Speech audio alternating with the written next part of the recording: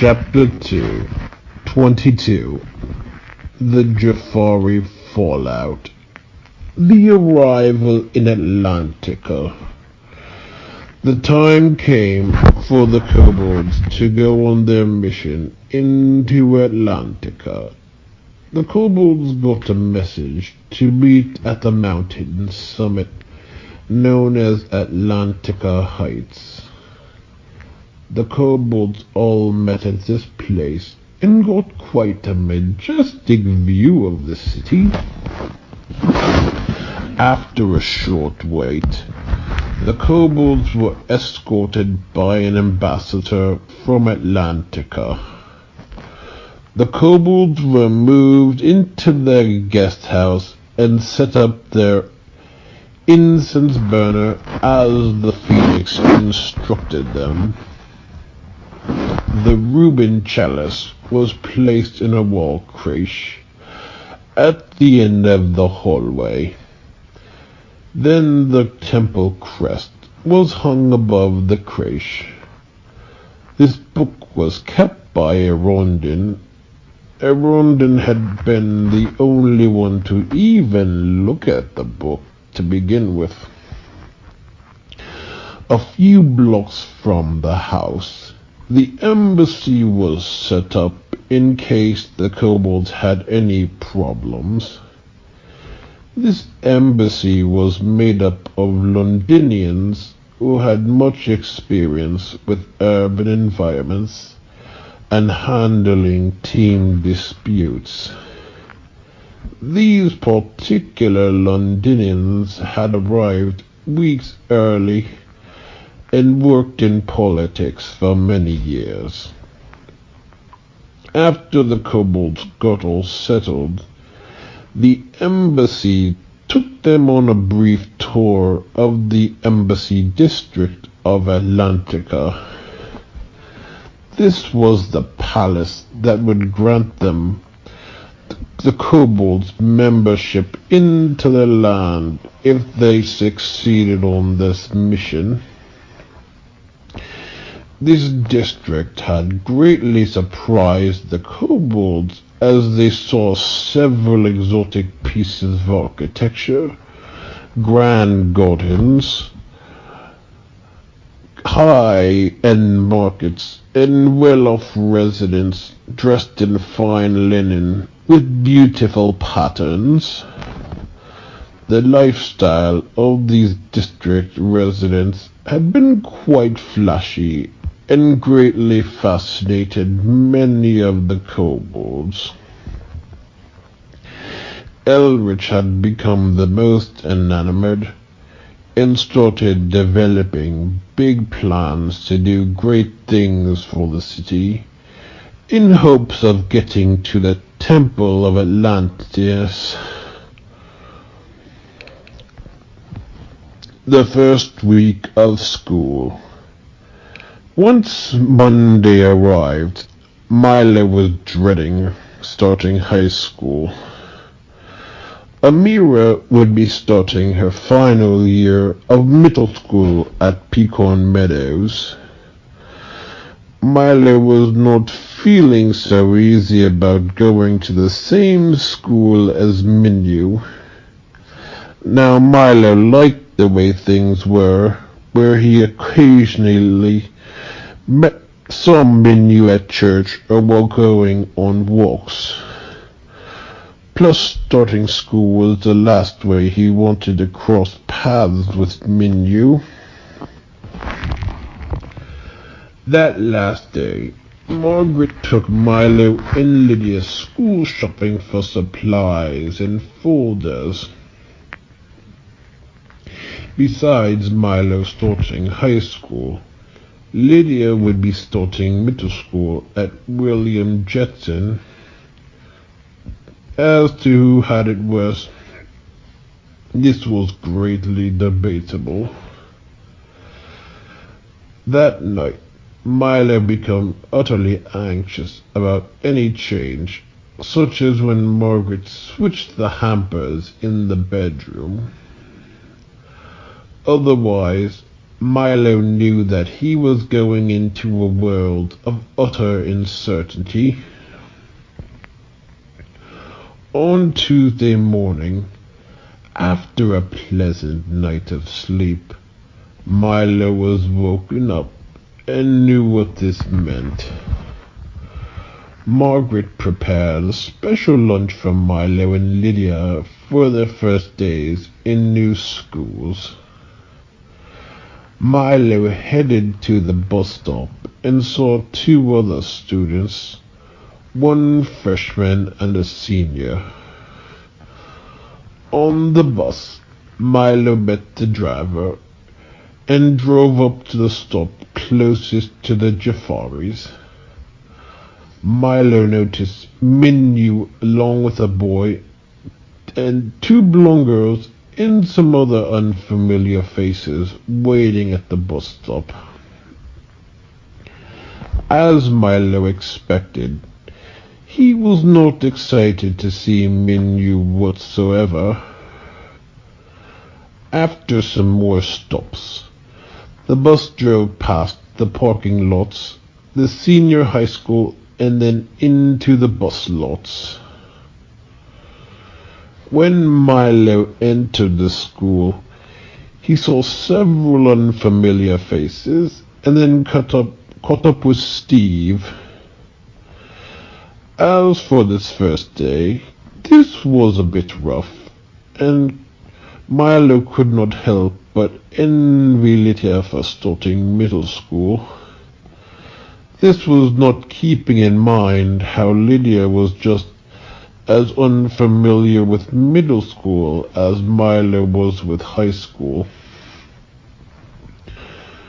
For the first day of school, things did not go too bad. Milo had not felt overly comfortable with all his new classes and felt a bit out of place.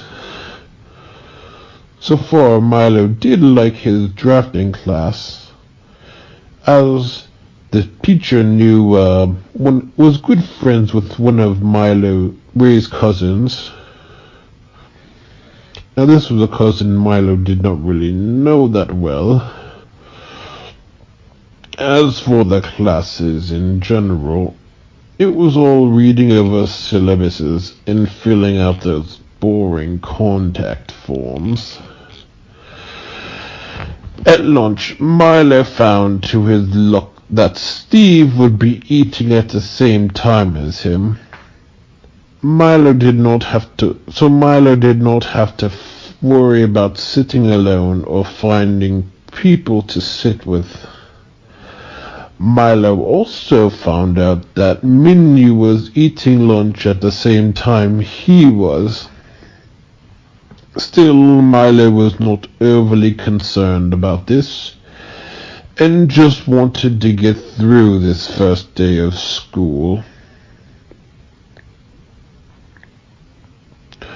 On the way home on the bus, Milo saw Minu talking with a brown-haired boy whom he had noticed had the same bus stop as her.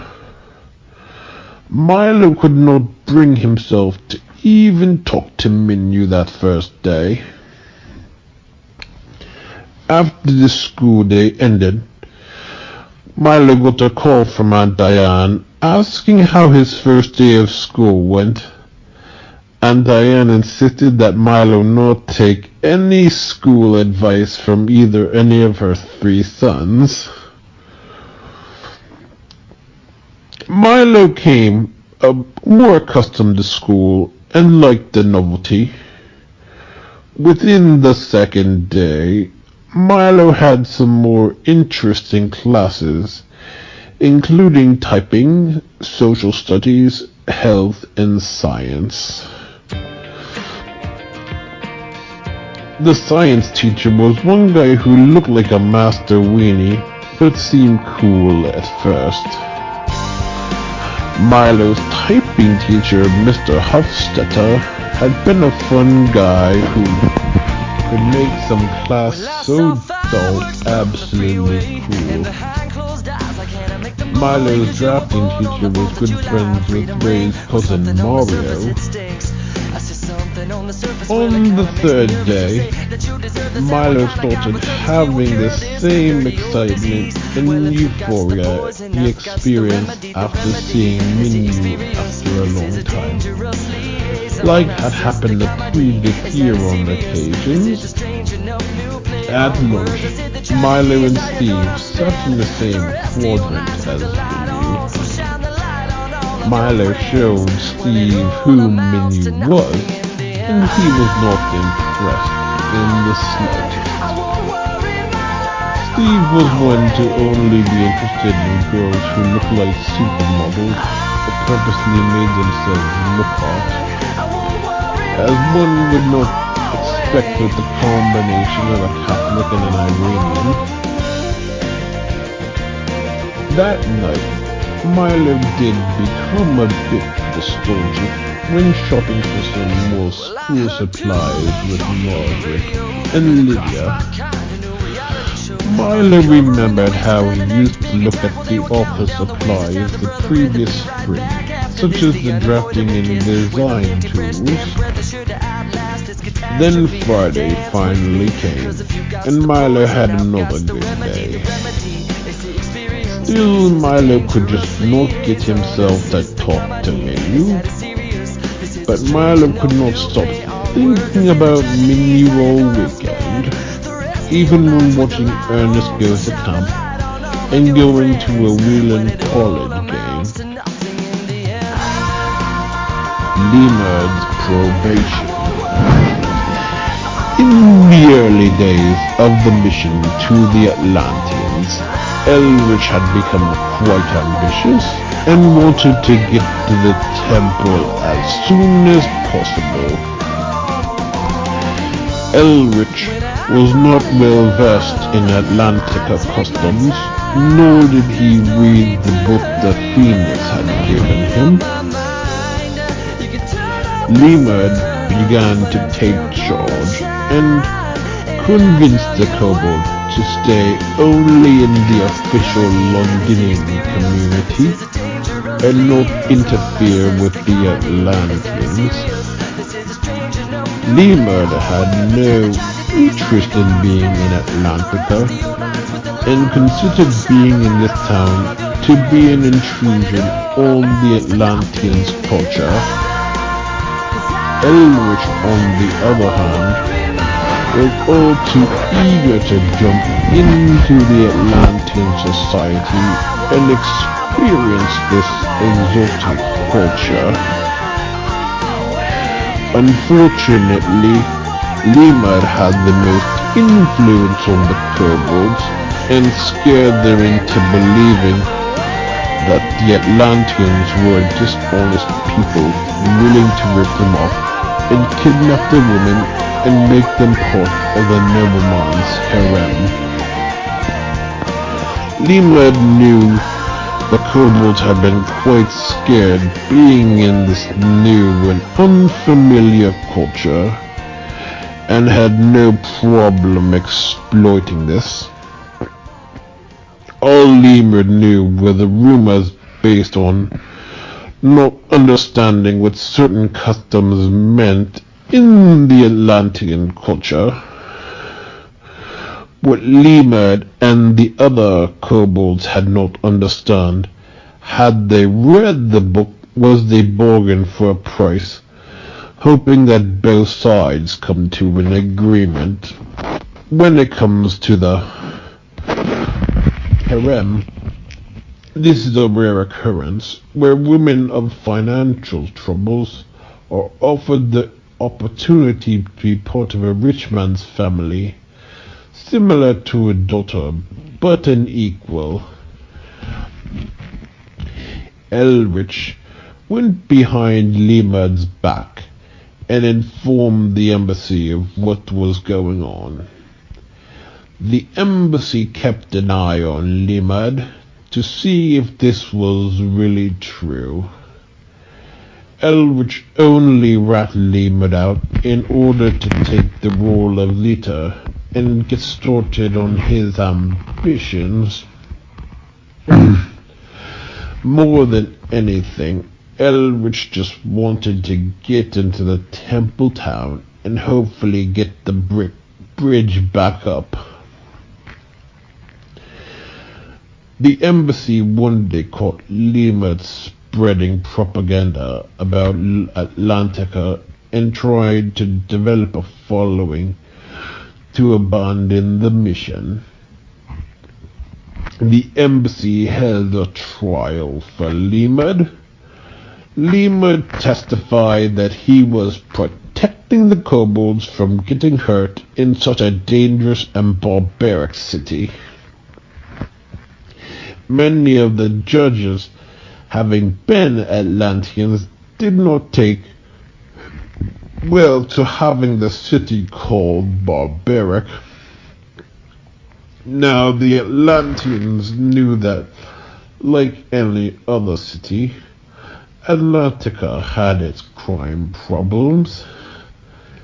Then Lima dug himself into a deeper hole by bringing up the harems and the swindlers. In accord with the judges, the embassy put Lima on probation and suspended him from taking on any role of leadership. Early high school. So far, high school was not going so bad. Milo had a little difficulty navigating the school and knowing how things worked in high school. Frankly, Milo felt that transitioning into high school had been much easier than transitioning to middle school. Milo was comfortable with the independence he got from William Jetsons to be able to keep up with the responsibilities such as the locker. Plus Milo knew how to work with a locker and a free cafeteria. Milo also found out that Mr. Hofstadter was good friends with Uncle Ottavio. One weekend, Milo had Steve over for a bonfire, and then he took him for a walk up to the Jafari's neighborhood. As it was, Milo had no luck in seeing the girls anyways. Milo was still in youth group, though now under new leadership. This new woman, Connie, had proven to be nothing like Richard. Margaret understood how Milo felt, as Richard had been a good friend to him and a fun youth minister. Frankly, after Connie came in, the youth ministry was never the same. Within a few weeks, the novelty of high school wore off, and the spot with Minu was dying off. Milo had liked the side he saw of Minu as the girl from church, the girl he occasionally saw on walks, and whose older sisters knew his cousins, Ben and Rob, and part of the Indo-Iranian community. Otherwise, Milo had a difficulty handling the side of Minu from Cytopon that he knew nothing about. One week, Milo had some frustrations with school, as he knew that being in a new place could be quite challenging. Sometimes teachers could be harsh with freshman students who did not know the ropes of high school. According to Milo, these teachers had no business getting into such outrage when students did nothing wrong other than working to adjust to a new system. Otherwise, at home, Margaret could be a bit over-involved with Milo's studies and could easily conform her parenting approach to the teacher's agendas. This was actually quite a common young Costello trait. Milo did not like this and thought that parents should just stick to one unchanging style. When it came to the bus, Milo joined Minu's bus group by invitation of two blonde seniors, Lindsay and Melinda. There was also a sophomore in their group, Charles. Actually, these three were neighbors of Minu and had recognized Milo walking Ginny around 2 summers ago. Milo quickly became friends, and this day is still in contact with Lindsay and Charles. One day when Minu was not around, the three figured out that Milo liked Minu, as they noticed he was very nervous around her, but vowed to keep secret. Actually, they asked if he liked any girls, and Milo got a little nervous and kind of and then, well, you know how the rest goes. Milo told the three the story about how he knew Minu from St. Timothy's and about their neighbors and Roxana. They promised not to tell Minu anything Milo mentioned. At lunch, Steve chose to sit with Shane, which is where Milo ended up getting stuck at also. Frankly, Shane had turned into a bigger jerk over the summer.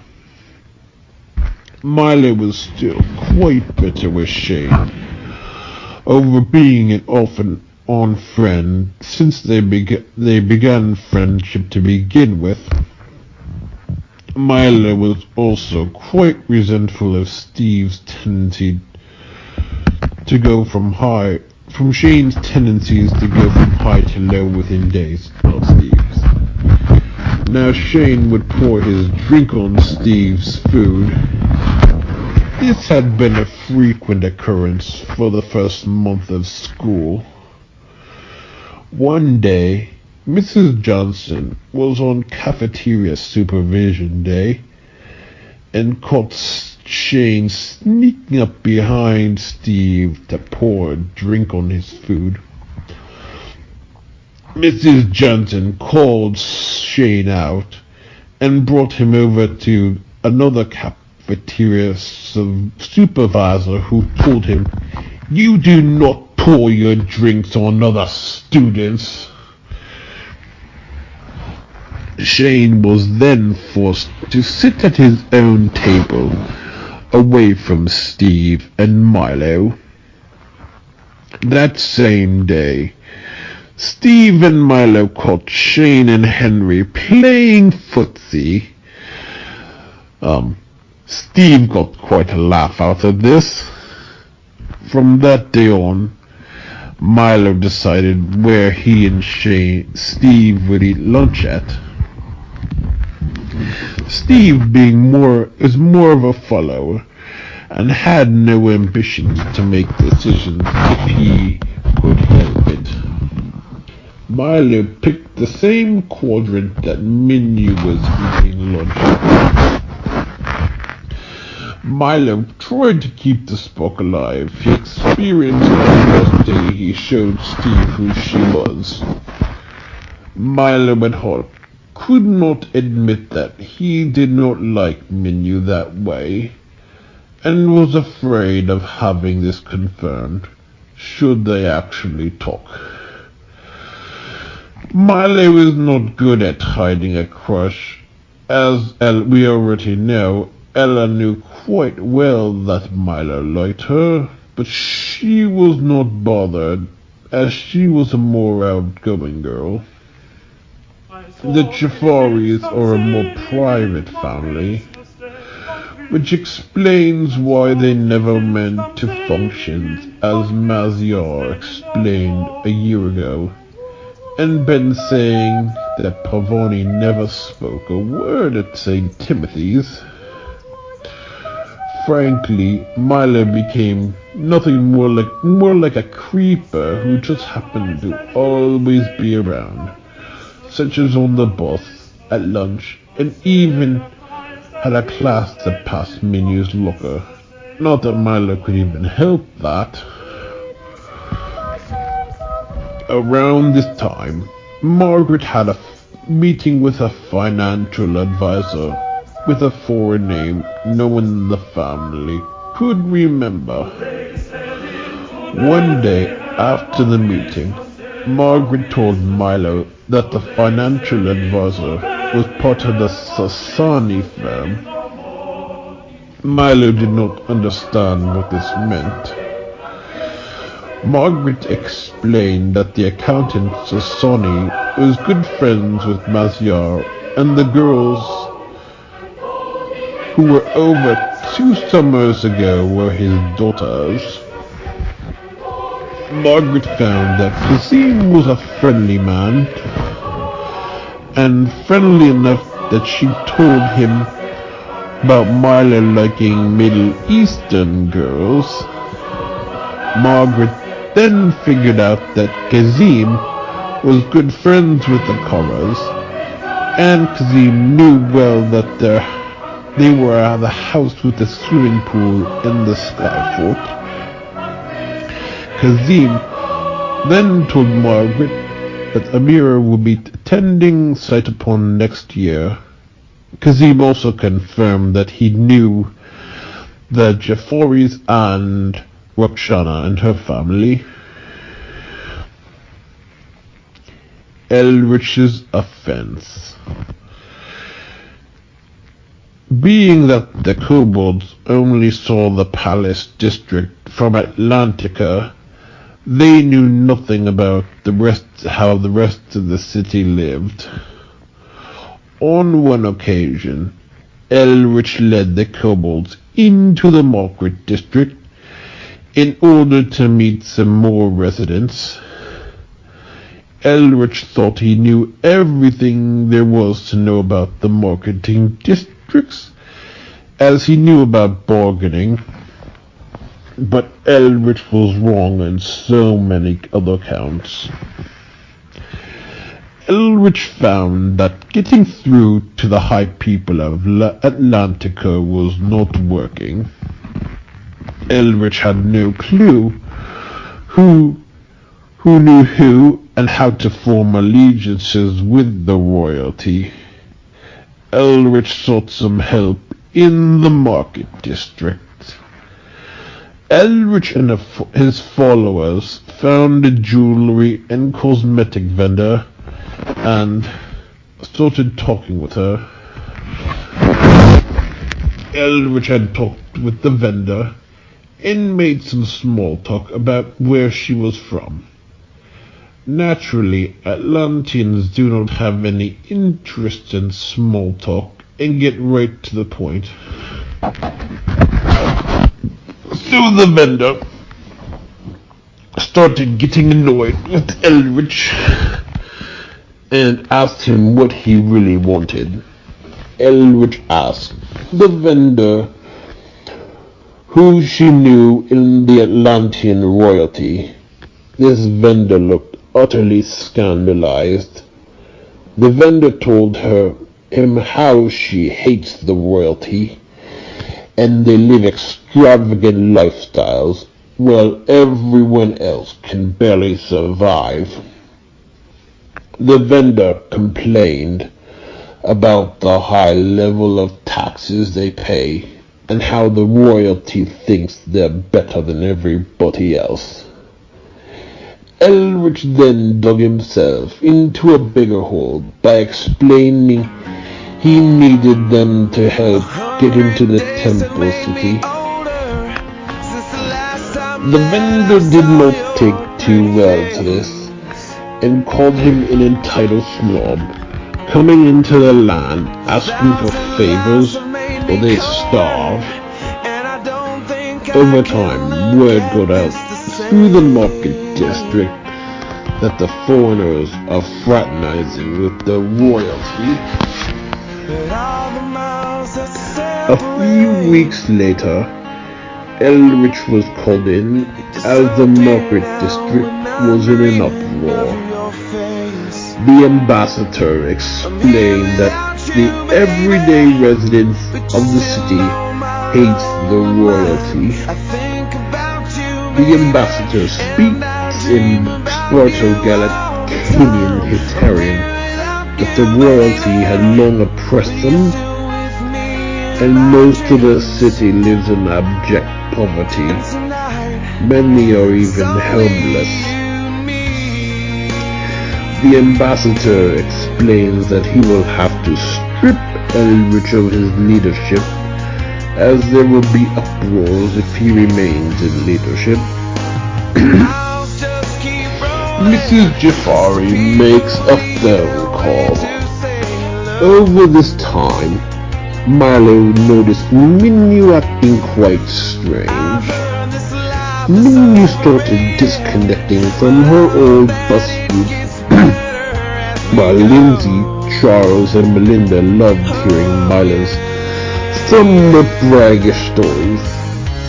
Milo listened and sat in the back of the bus with the friends, but kept to herself. On another occasion, when Milo was an altar server at the Saturday Vigil Mass, he saw the Jafaris in church and noticed Minnie acting a bit odd, and then they just got up right in the middle of Mass and just left. Milo thought this a bit strange and thought she just wasn't feeling well. One week in school, there was an international set of exhibits in the senior high building. Mrs. Jafari, Minnie, and Roxana all volunteered, along with this girl Anahita for the Indo-Iranian Society of Sardapon. That week, Minnie did not take the bus, which Milo suspected to have to do with being in the exhibit. Ray gets this idea that Minnie was not exactly comfortable over Milo having a crush on her, which Milo thinks is just stupid and silly. One fateful month, then on Sunday, Milo sees the Jafaris in church in the morning, and Ray starts getting a bit suspicious, as Milo can't even control a smirk when he sees them. One fateful Monday evening, after Milo made himself a nice dessert, they get a call. The call took place at about 9 p.m. Milo found it a bit odd that someone would be calling at this time. Milo feared it was something serious. Ray had answered the phone and recognized the woman sounding foreign. Milo wanted to know what this was all about, and Ray seemed a bit disturbed. Milo thought it was something bad. Then Ray saw that Margaret had looked quite concerned. Ray explained to Milo that he thinks that Margaret's on the phone with Roxana's mom. Ray just got the wrong name, and Milo wondered why Roxana's mama would call. Milo got a bit nervous at such a premise, and hoped that it was just some urgent international call Margaret needed to take for work. During the phone call, on the other end, there was this Melodico Draco above, surrounded by fires and laughing. During the phone call, the walls bled and the 666 mark of the beast covered the floor. And then these serpentine monsters known as Codapranas sent out their tidings of retribution. A few minutes later, Ray confirmed that the call was from Mrs. Jafari. Milo hesitated his way down to the bedroom. As it was, Minnie was not comfortable with Milo having a crush on her and joining her social group on the bus or sitting with her quadrant at lunch. Frankly, Mrs. Jafari was just rambling the same stuff over and over again. Milo was sort of relieved and did not quite fully comprehend that she was threatening him. In order to keep Milo out of trouble, his parents put him under several restrictions, such as being extra careful with church and school. In church, Milo was not even allowed to look around at communion and could not hang around after Sunday school. In school, Milo had to be careful about which halls he used as to not pass Minu's locker, and had to sit in a new quadrant of the cafeteria. Milo was not even allowed to walk in the Jafari's neighborhood, even if his friends invited him over. Ray then tells Milo that in a few years or so, he and Minu may be able to laugh this off. Margaret interjects that she doesn't think that Minu would make a good friend for Milo, as she is too shy. Milo was not particularly a fan of such grim assumptions. That night, Milo had a hard time sleeping and would not take the bus in the morning. Victoria, Merriweather, Bliss, and Randolph. Melendez held another meeting with Alexander, Kashmir, Husisha, and invited Merriweather along with three new other anagrammatrons. These anagrammatrons were Victoria, the Achiever, of the third anagrammatron order, Merriweather, Randolph, and Bilius, who were of the eighth order. They all knew why they were there. Randolph went on a rant about overly sensitive kids and how they always run to authorities every time they get offended. Randolph also went on about how these stupid schools tell students what is offensive and believe this is garbage. Then Randolph starts ranting about the feminist who thinks everything a man does is offensive and want to make having a crush a crime. Randolph then complained about how the whole setup is just an excuse for bitter women to spread their men-hating propaganda to impressionable students. Melendez calmed Randolph down and explains that he knows the charge is no sex offender. Randolph then calmly tells Melendez that Minu should have talked to Milo himself early on if it has bothered her so much.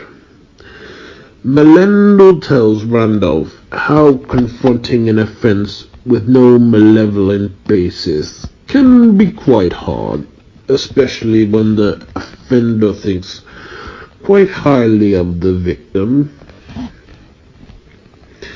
Musician became quite distraught and blamed himself over what had happened. He started lamenting about how the whole incident being his fault and started to regret ever bringing the Jafaris into the picture.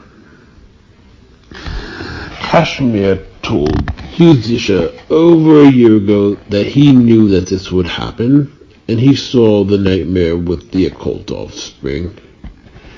Huzisha had in fact known, but never expected the two to end in such a nasty way. Huzisha admitted he feared that this could mean for future prospects. Melendel confirmed what happened on the phone that night, and the mother had given ridiculous ultimatums. Melendel then explains the worst part. Melendel tells how the Maludico Draco had been overseeing this phone call and had written a sentence. This sentence is that Milo is forbidden any communication not only with the Jafaris, but any female in his age range in the Indo-Iranian community. Bilius sarcastically asks, why stop there and not ban the whole community? Melendel explains that this is very unfeasible, as the Biancatellos are still friends with the Corras, but have no young girls. Plus Draco knows that Melendel would hate being barred from the girls most of all. Then the Sarcedics, Gregory from the Ardinian temple, shows up. Gregory explains what he knows about Draco. According to Gregory, Draco originally specialized in justice, but took it too far to the point of glorifying in brutal punishments. Draco got this idea that more punitive one shows to offenses, the more they hate the offense committed. The nastier and brutish the punishment Draco came up with, the greater sense of righteousness he developed. Draco eventually got so full of pride and self-righteousness that he could not see that he had become a monster glorifying in malice and cruelty, and saw this all as good. Victoria then blurted how to break the sentence. Now Victoria is not one to take defeat too well, and was not going to let this stupid sentence get the upper hand. Bilius then stood up with an idea. Bilius explained that it will have to be Milo who can break the penalty of Draco. Bilius explains that Milo needs some form of denial to hold him over until they have a solution. According to Bilius, Milo needs to go on the path of descent from the official story. Kashmir explains that Milo and Menu were not exactly compatible. Bilius explains that he knew that, but explains that just because Milo did something stupid does not mean the two families should become enemies. Bilius explains how this is the story that is going to be fed, and Milo needs to defy it at all costs. Merryweather offers to help Milo through this time with some temporary distractions, but plans on being very careful. Melendel gives Victoria the task to make sure Milo does not go into despair. Milo and Henry clash.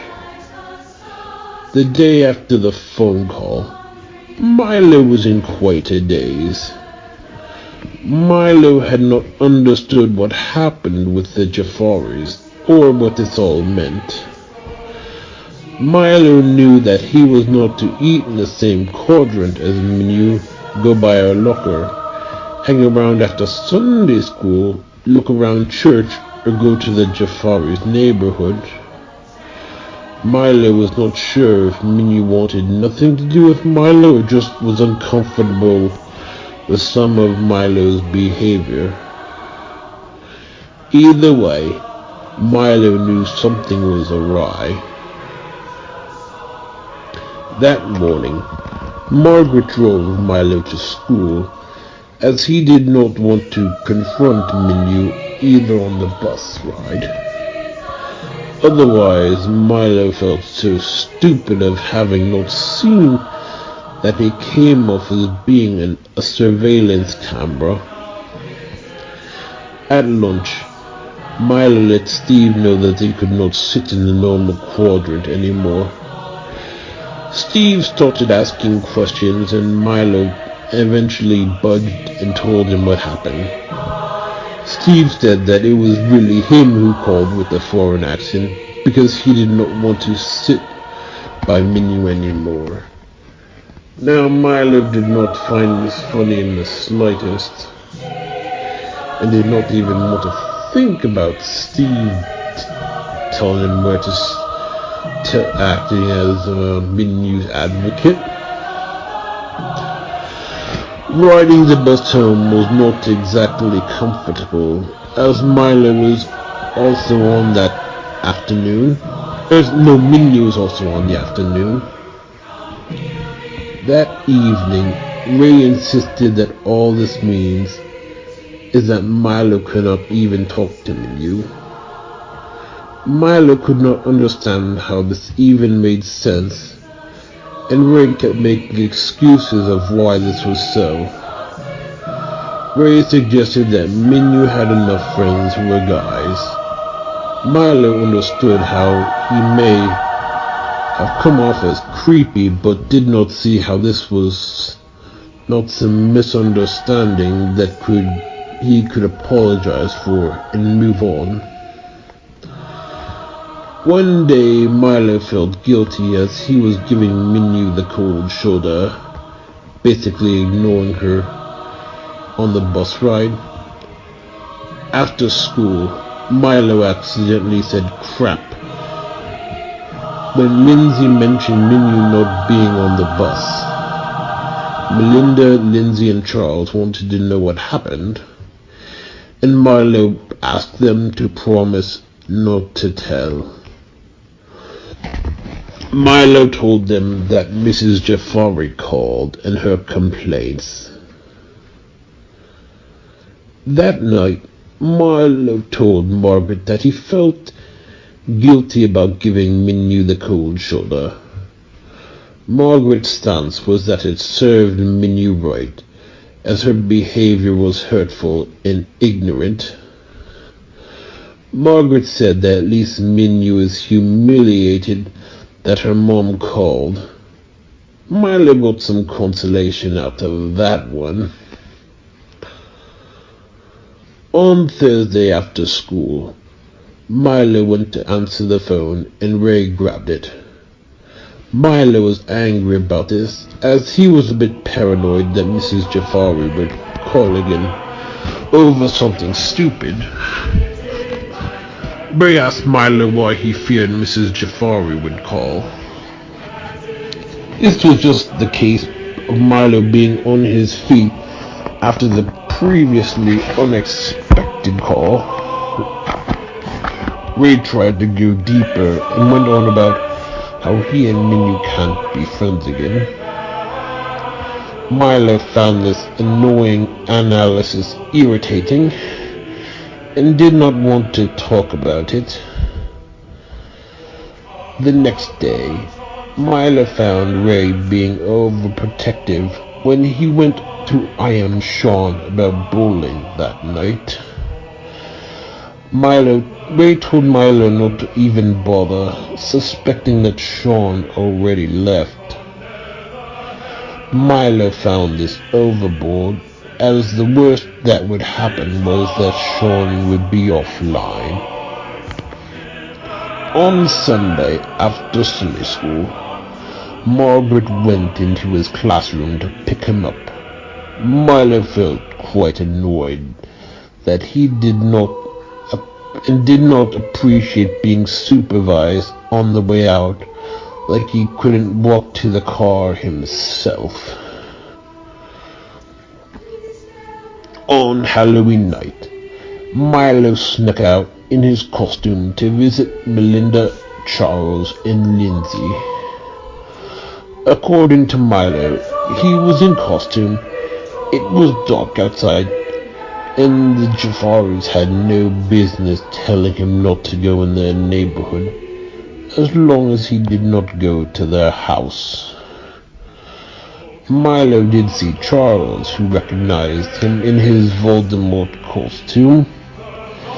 Then Milo went over to Mr. Hofstadter's, who lived a few streets over. On Saturday, at Salvatore's birthday, Milo told him about what happened with the Jafaris. Salvatore thought it was quite humorous, as he did not understand what this all meant. That Sunday, the Biancatellos had a trip planned to visit the Dayton Aviation Museum. After Sunday school, Milo got a bit uncomfortable when he was heading to the car, and he saw Mrs. Jafari staring him down. Then they left for Dayton. Frankly, Milo felt a bit off on the way to Dayton. Ray started suggesting girls for Milo to consider. None of these choices appealed to Milo, and he frankly was still not in the mood for dating advice. Around this same time, Steve had befriended Henry Robertson, who was a bully that always hated Milo. As to what Henry hated so much was not known. In fact, Henry had been suspended for school for 2 weeks for bringing a knife to school. Sean was the one to blow the whistle on Henry after he made a threat. The principals made an investigation and found a knife in Henry's locker. Then the police came, and Henry cried like a baby. The school vouched to expel him, but his stupid mother vouched in saying Henry has psychotic tendencies that he cannot help. At lunch, Henry butted into Steve and Milo's table and tried forcing Milo to leave. Milo was in a foul mood, as Minu had her lunchtime moved, which she also felt at fault for. What really happened was the teacher had her schedule changed, which had nothing to do with Milo. So Milo was frankly in no mood to take crap from Henry. During lunch, Henry would try bullying Milo to leave, such as throwing his cookie at him, stealing his food, and Steve was of no help. At this point, Steve was becoming more like a low-key Shane, and just wanted some social novelty. Milo responded by mocking Henry's accent in poor trailer English. Milo knew he was acting out of character, as he was not one to mock a foreign accent. Plus Milo had low tolerance for bullies and had gone right for the jugular. Milo has had a tendency to resort to ad hominem, such as mocking Henry's accent. The Rakshasian offspring of the hypocorder's Whipworm Bobcamp was making trouble in the cafeteria. This offspring is known as the Horseman, in the form of the Grim Reaper, on a black horse like in the book of Revelation. This horseman had seen Milo's fears of having to get a whole new set of friends when entering high school, and letting him and Steve part ways, especially after having to part ways with Minu, and offered the scapegoat of Henry. The horseman made a severe offer to Milo, telling him that he will preserve his friendship with the Pale Boy if he destroys the Redneck. The horseman had no intention on keeping this promise, and had another more dark plan in mind. During this confrontation, a Kona Prana came out of their lunch table and went off into where no one knows.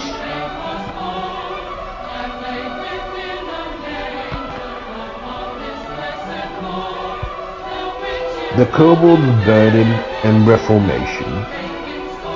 After Elrich was no longer in charge, the Kobolds had neither leadership, as neither Jameson nor Yoshiyahu nor Johannes wanted the task. They saw how two of the leaders went corrupt with power. After Elrich's demotion, the Kobolds were sent to the impoverished area for their mission. This had been a city that had suffered under great poverty, and many Atlanteans were homeless, suffering from possession by the shadows. This brought back horrible memories to the Kobolds of the days they were possessed by the shadows known as the Timoras and Furas. The Kobolds saw a mirror reflection of how they were when possessed by the shadows. The Atlanteans possessed by the Timoras were constantly freaking out and screaming if anyone walked by and rolled the pinball on the ground. The Atlanteans possessed by the Furas had become violent and been known to gorge at other residents. On many occasions, the Kobolds dodged any situations where they would have to come into contact with the Atlanteans possessed by the shadows. One afternoon, a messenger bird delivered a letter to the Kobolds, informing them that the Great Phoenix would like to meet them at Poseidon's Plaza, located in Kentrico's Park. The Kobolds began to fight, debating over whether this was a trick or real. Many had hoped this was just a trick, as they did not want to even come into contact with the possessed Atlanteans, who were quite well populated in this park area. After much debate, the Kobolds agreed that it was best to go. The Kobolds took a joyful journey to Poseidon's Plaza and kept their hopes to seeing the Great Phoenix and finally getting some help. At the beginning of the journey, the Kobolds were singing carols of gladness through the streets, but became quite apprehensive when nearing the park. The kobolds hoped in the worst way that they would not come into contact with the possessed Atlanteans or the shadows whatsoever. The journey through the park proved to be quite frightening, as they had come across numerous possessed Atlanteans. On a few occasions, the kobolds were nearly attacked by Atlanteans possessed by the Furies. When it came to Atlanteans possessed by the Timors, this had been a blatantly unwatchable sight to see, and sounds so horrible to even want to hear. They then reached their refuge in the Poseidon Plaza quite quickly, without any interest in ever leaving. Poseidon Plaza was a large park that emanated a sense of peace that no shadows dare come near. For the next week, they waited in glorious anticipation. Over these days, the kobolds remembered when the great phoenix first appeared to them at the festival of the guest. The kobolds also remembered 4 kobolds in particular being given special gifts. One night, all the birds disappeared from the air, and the messenger sent from the dance came to announce the coming of the great phoenix. At this, the kobolds were greatly amazed, as a great light flew through the sky. Then in the gazebo of the plaza, there was a great light appearing of a phoenix just born from ashes. At once, the kobolds bowed to the great phoenix. At once, the kobolds knew who this phoenix was, but none in Atlantica had known. The great phoenix gave the kobolds this scroll, not to be opened, revealing the task of the upcoming days. Then the phoenix promised the kobolds that should the task be completed, the path to the temple district would open. Then the great phoenix called Eurygen, Eusephus, Eridon, and Zadok. These kobolds were given the task to take on leadership roles, as they were proved to be the most humble and able to handle power without being corrupted by it, as they were the ones who least wanted power. End of days. That Friday night, Milo and Sean went late-night bowling. That night, Milo had some strange dreams about going back to the mall food court from a field trip to a working farm. The weekend before Thanksgiving, there was a special mass planned for the high school CCD students. Ray was not thrilled about having to go to this mass, as this would be a mass attended by the Jafaris. That afternoon, after church, Milo went to Steve's and did not have a particularly fun time. Neil had no shirt on and was a particularly obese man. Otherwise, Steve was acting like an immature pain, as he also had Saul over, who was quite annoyingly creepy.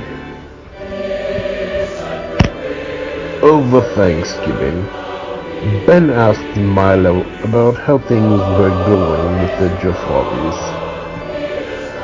Milo explained to Ben what happened and how Mrs. Jafari called.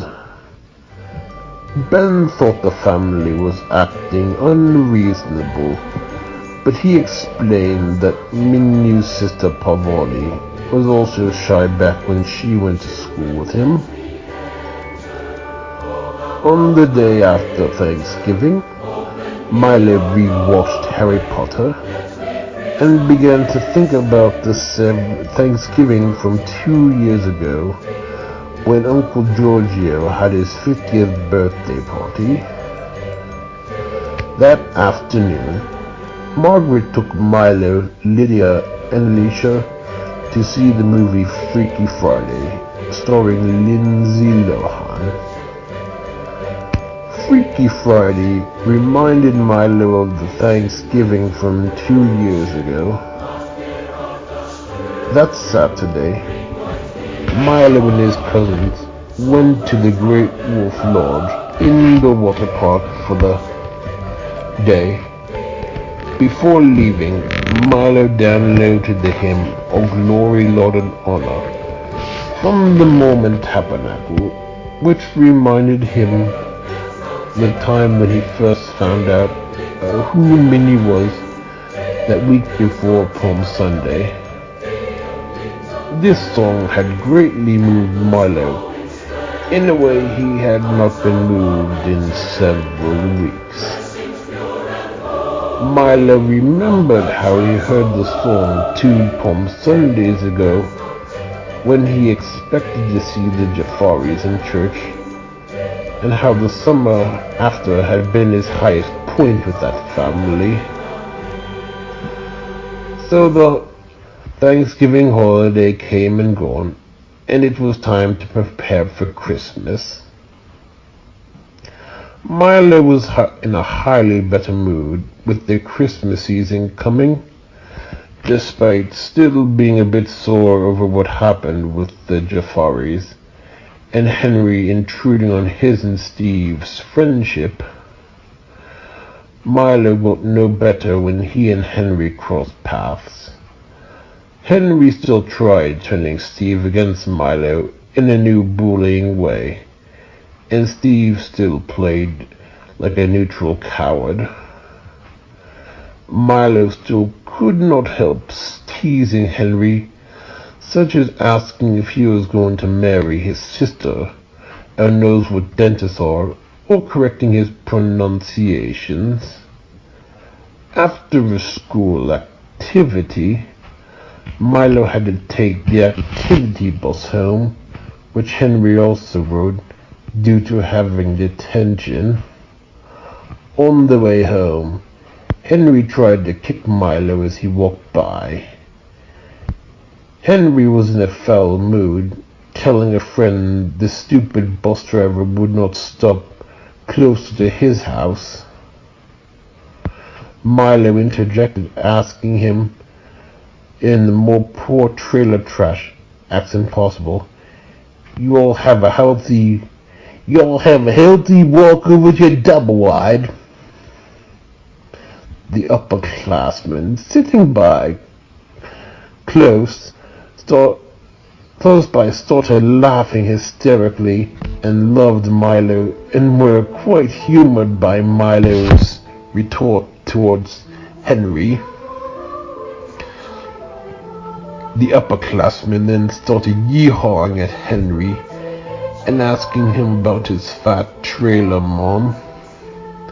Henry did not take too well to this, and his mom called Milo's house. Milo luckily answered the phone to her screaming and ranting that Henry was having a bad night because of him, and Milo hung up on her. Then Henry's mom called again, and Milo told her, "When someone hangs up the phone on you, they do not want to talk to you." Henry's mom said that she will call when his mother gets home. Milo called the phone services and had Henry's numbers blocked. Then he never heard from them again. Things started looking much brighter one Friday afternoon when the Biancatellos were invited to Uncle Leo and Aunt Jane's for a holiday get-together. This party included their family, neighbors, and some work friends. There were also plenty of strange dishes typically reserved for a high-end dinner. That night, Milo had some strange dreams about a second tour of Side Upon High that looked quite different. Aunt Jane having a hidden in-law suite, and Minu having a screen name Non-Mary Michael. That same day, the Biancatellos got their Christmas tree. Over this holiday season, Milo discovered these new Christmas hymns, Unto Us Is Born a Son, and the Huron Carol. The Huron Carol is a solemn and haunting Christmas hymn written by French missionary Father Jean Brebeuf, who was a missionary to the Huron people of present-day Canada. The hymn Unto Us Is Born a Son is a medieval hymn reflecting on the eternal baby Jesus. That evening, the Biancatellos went to a party at the Delaney's.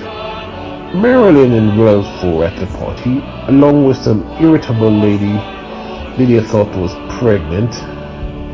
Dave and Violet did not attend, as Violet had sustained some injuries in a severe car accident. Nothing lethal, nothing, but still pretty severe. Milo told Marilyn all about school, and she told him that Mr. Hofstetter loved Courtney, as she always brought soup to him every day. In the basement, Seamus had his yearbook from the previous year out, which was when many of his classmates from Pecan Meadows were in 8th grade. Milo recognized many people and finally learned many of their names. Then Milo saw the same picture of a mirror he had seen in Jimmy's yearbook over the summer. This time, Milo actually remembered Amira's name and showed the picture to Lydia. Milo explained that this was the financial advisor's daughter. Lydia said she could have figured that one out if she wanted to. Seeing the picture put Milo in a good mood for the season. The next day, the family went to a later mass, as this was a mass for Grandma Rosa. That Sunday in church, the opening hymn was Awake, Awake, and Greet the New Morn. This hymn had not been sung in 4 years at St. Timothy's, when Milo was in 5th grade. Now Milo was wondering if they would ever bring this hymn back to St. Timothy's, and now this came true. The Monday after the Delaney's party, Milo caught a nasty case of the stomach flu. Milo could tell things were not going well when he felt a bit queasy and not sure why. As for Monday, Milo was stuck at home watching daytime television. Milo was then fine on Tuesday and was able to go back to school. Then that night, Milo had a nightmare where he is kept in a hospital room that is actually an apartment complex that he fears leaving lest he should walk through the hospital halls. Then the nightmare changes to Milo walking with some gay guy in order to talk about Ella. Milo then wakes up in the wee hours of the morning, having to throw up. So Milo still stayed at home and felt a little bitter, but haunted by that strange dream. On Friday, Minnie sat a few rows of the bus seat next to Milo on her way up to the front of the bus. Milo was a bit confused, and Margaret explained that Minnie was no longer uncomfortable with Milo. This seemed to be a situation where the trauma had been too fresh a few weeks ago for Minnie before, and Minnie was more of a reminder, and Milo was more of a reminder of anxiety than resentment. That night, while doing some Christmas shopping with Ray and Salvatore, Milo saw a girl he recognized from Seamus's yearbook and a student at Cider Pond High at the mall. Milo knew this girl was a cheerleader. This had been the first time Milo had been to the mall before school started. Milo had wished he would run into Amira at the mall, as she was still quite fresh in his mind. So far, the shopping experience went quite well. They did have some issues with an unhelpful clerk. For dinner, Ray treated Milo and Salvatore to Ruby Tuesdays. At the restaurant, they had a cool waiter with a ponytail and a beard. Milo asked the waiter for the drink menu. In church, that fourth week of Sunday of Advent, Milo saw a teacher with a family. Grandpa Tony was also at that mass. There was a vision of the Holy Family in the background in quite a solemn fashion. All the deer in the forest, bears, raccoons, eagles, wolves, small birds, snakes, and turtles, prostrate before the child, to come to warn the family of a jealous chief who fears the power of the Bear Clan. The Holy Family fled to this cabin where Milo and Ray had their father-son camping trip over 4 years ago with 3 other fathers in the son group. Then there had been a horrible vision of a deformed phoenix that burst into flames and exploded. That holiday Christmas season had been a bit bothersome for Milo, as he kept thinking about what happened that Advent. Milo kept thinking about the yearbook picture he saw of Amira and that girl at the mall. This was the first time Milo actually remembered Amira's name. The day after Christmas, Milo and Salvatore made a fake card from Steve at Grandpa Tony's. Alicia started crying when she got it and told Salvatore to grow up. When it came to the O'Malleys, they left on Saturday night as Alicia was asked to babysit. Milo found this a bit odd, and as this was Grandpa Tony's first Christmas without Grandma Rosa, and near the anniversary of when she died. A few days after Christmas, Grandma Dora broke her hip and nearly died. However, Grandma Dora was able to recover, though she was never the same afterwards. As for the rest of the holiday, the Rumcorns came in for New Year's. Getting ready to return to school was not so easy. Before returning to school after Christmas, Milo had constant flashbacks to 5th grade. This had been the first year since 5th grade that the students would be returning to school on a Monday. As the Epiphany took place before going back to school, the end of the Christmas season consisted of taking down the decorations before school began again.